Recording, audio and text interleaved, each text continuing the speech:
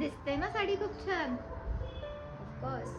तर आजचा जो हा लुक आहे तो रिसेप्शन, संगीत वगैरे जे फंक्शन्स असतात त्याच्यासाठी आहे. कसं आपण या साडीला मिनिमल आणि एकदम क्लासी लुक असा देऊ शकतो ना, ते या व्हिडिओमध्ये आपण आज बघणार आहोत. व्हिडिओ शेवटपर्यंत बघा आणि मला खात्री आहे की हा व्हिडिओ तुम्हाला नक्कीच आवडणार आहे. आणि अशाच जर स्टायलिंग टिप्स तुम्हाला आवडत असतील तर माझ्या चॅनलला लगेच सबस्क्राईब करा, म्हणजे खूप मलाही प्रोत्साहन मिळतं की असे छान छान लुक्स मी तुमच्यासोबत शेअर करू शकते. मग अशी दाखवलं की लॉंग नेकलेस तुम्ही घातला जो की अजिबात उठून दिसत नाही का, कारण की ऑलरेडी साडी आपली वर्कची आहे.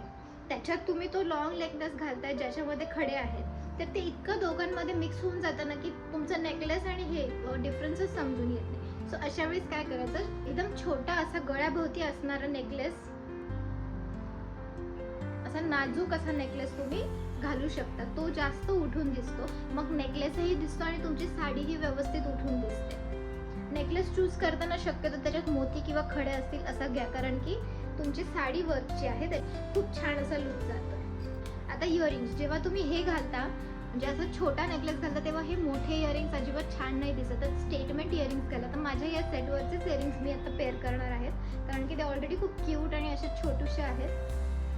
किंवा तुम्ही दुसरे कोणतेही असे छोटे इयरिंग्स पेअर केले ते छान दिसणार आहे. हे लक्षात ठेवायचं की statement earrings and with small diamond चोकर और मोतीचा सुद्धा खूप छान दिसते. तर मंगळसूत्र घालायला तर खूपच आवडतं आपल्याला. असं रिसेप्शन वगैरे असेल तर मंगळसूत्र तर आपण घालतो. तर अशा वेळी सोन्याचं मंगळसूत्र ह्या साड्यांवरती सूट होत नाही, अनलेस अंटिल ती नवरी असेल तर. नवरीला तर घालावंच लागतं, पण नवरी सोडून ज्या इतर कोणी आहे तर त्यांनी सोन्याचं मंगळसूत्र शक्यतो अशा साड्यांवरती अवॉइड केलं पाहिजे. तर त्याला सप्लिमेंट म्हणून तुम्ही हे असे डायमंडचे जे असतात ना मंगळसूत्र, जे नाजूक असतात खूप, तर ते तुम्ही याच्यावर पेअर करू शकतात आणि इतके सुंदर दिसतात ना हे.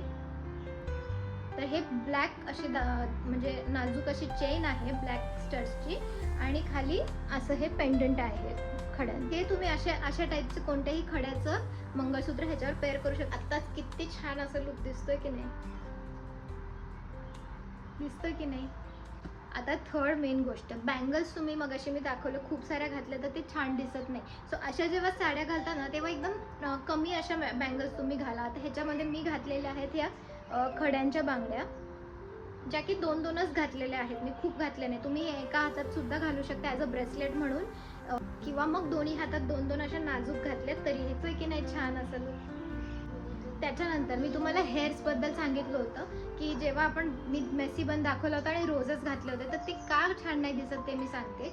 म्हणजे ओव्हरऑल त्या लुकला तो जातच नाही. ॲक्च्युली कुठल्याही प्रकारचं तुम्ही बन घाला, जर तुम्हाला बन घालायचंच असेल तर तुम्ही स्लीक बन घाला, एकदम असं चापून चोपून मस्त बसणारा. तेलकट हेअर असतील तर मस्तच तुमचं बन बसणार आहे, तसा तुम्ही बन ट्राय करा. तुमचे हेअर्स तुम्ही ओपन सोडू शकता, फक्त कानाच्या मागे घ्या म्हणजे तुमचे इयरिंग्स विजिबल होतील. आणि मोस्टली शक्यतो थोडेसे असे खालून जर वेव्स केले ना तर थोडासा बाउन्सी लुक येतो हेअर्सला आणि थोडा नॅचरल फिलिंग येते. तर तुम्हाला हेअरस्टाईल करायची असेल तर ओपन हेअर्समध्ये पण सुद्धा तुम्ही असं वन साईड केलं तर वन साईडने अशी इथे ब्रेड घालून तुम्ही मागे पिनअप करू शकता. आणि हेअर ॲक्सेसरीजमध्ये तुम्ही असे क्यूट मोती वगैरे असतात तसं काही लावू शकता.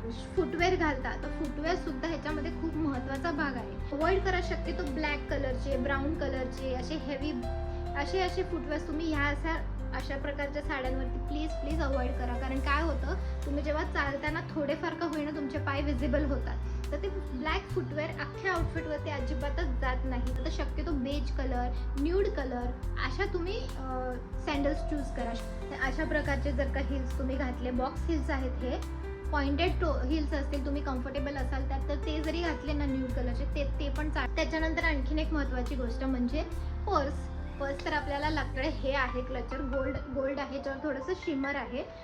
तर अशा प्रकारचं क्लचर तुम्ही तुमच्या सोबत ठेवू शकता. ते आउटफिटवर एकदम मस्त जातं.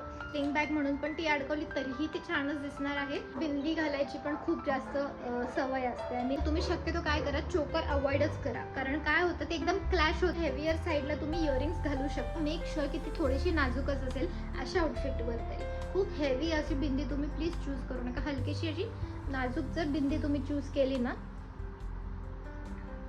बघा आता मी बिंदी घातली आणि फक्त हे इयरिंग्स घातलेले आहेत, पण लुक तरीसुद्धा खूप मॅनेजेबल आणि मस्त लुक दिसतो आहे, कुठेही ओव्हर वाटत नाही आहे. बघितलं ना किती डिफरन्स होतो. आपण स्टायलिंग जर का व्यवस्थित नाही केलं तर किती आपल्या लुकची वाट लागू शकते, आणि ते स्टायलिंग आपण एकदम बेस्ट प्रॉपर केलं आणि फार काही डोकं वापरायची गरजच नाही आहे स्टायलिंग करताना. आपलं आपण आरशात बघून आपल्याला समजते की अरे नाही हे छान नाही दिसत, हे छान नाही दिसत आहे. आणि नसेल समजत तर मी आहेच तुम्हाला सांगायला.